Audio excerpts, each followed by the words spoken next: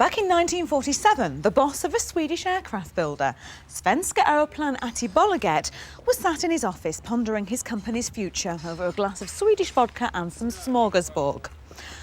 The problem was he wasn't selling enough planes, and he knew that to sell more planes, he needed to get the general public to buy them.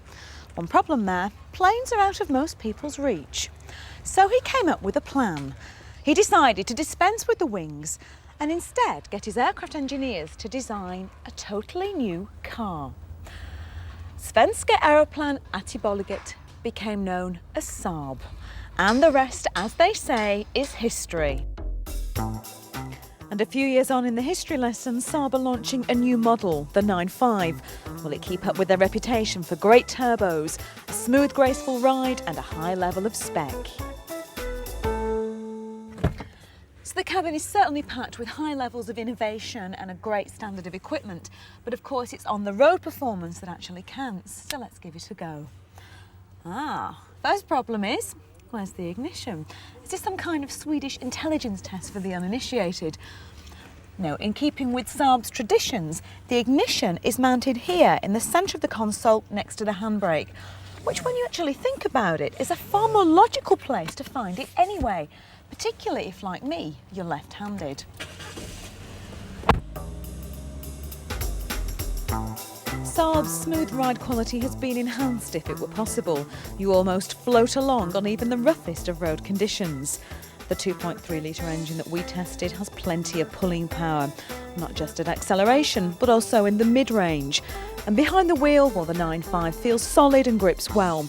This really is a great cruising car, but just let down a little bit by the fact that it should be slightly more direct in the steering.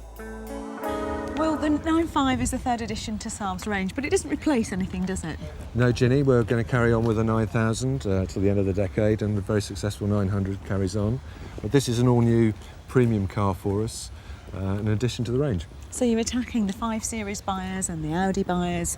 And the Volvo and the Mercedes and the Aspiras. All those people. Yeah. How is Saab, how are you going to stand out? What do you offer that the others don't?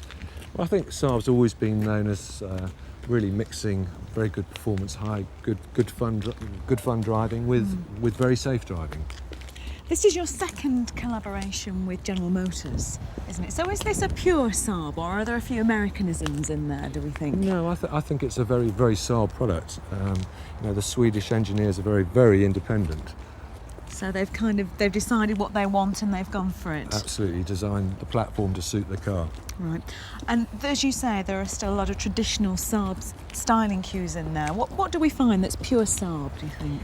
Pure Saab, well, I think the attention to detail. The engine, of course, is now totally turbo, whether you go from the 2 litre to the V6 or the full turbo. All eco-power engines now. So what do we find under the bonnet? What's in the engine range? Engine range, well, we start off at 2 litre. So you're going to have a 2.3 V6 and in the autumn next year, a full turbo.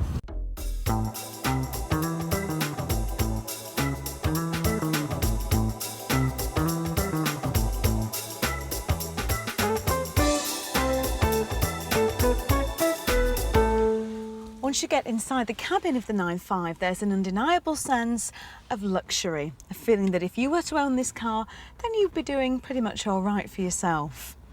Now, at first glance, it may seem like there's a bewildering array of buttons and knobs here in front of you. But what this wraparound dash does, which is a familiar sight in all Saabs, is make sure that everything is within easy reach, and it really doesn't take you long to become familiar to where things are. Now, as you would expect from a car in this class, there's a very, very high standard of equipment levels. Now, before I go through the whole list, why not just take a look at a few of the more ingenious ones? There are 15 storage compartments and cup holders on this vehicle, and I think this is the cleverest cup holder I've ever seen. You're driving on a nice, bright, sunny day like this? Well, you don't want to get glare from the side window. Simple, flip it over and there you have a double sun visor. Again, perfect for this hot weather is air conditioning, which comes as standard. But how many vehicles do you know where there's a refrigerated glove box? Perfect for keeping all that chocolate cold on those long drives. The car does have pollen filters, but in addition to that, there are, wait for it, odour filters. And you know, it's not just the things that make day-to-day driving easily and more enjoyable that Saab have thought about. They've also given an incredible amount of thought to safety. You can drive content in the knowledge you have ABS, front and side airbags, anti-submarine seats, impact beams, and a head restraint to protect you from whiplash, to name just a few. Saab are famed for the comfort of their seats. They actually work with orthopaedic specialists at the design stage. And these are a model of ergonomic delight. They're not too soft that you can't feel the car's movements, not too hard that they become uncomfortable. There's an array of electronic positions for the seat.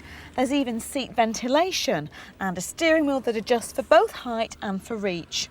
With all this choice, I challenge any of you not to find the perfect position for you. And when you consider the comfort, the driving capabilities and the high levels of spec, this Swede should certainly give the Germans a run for their money.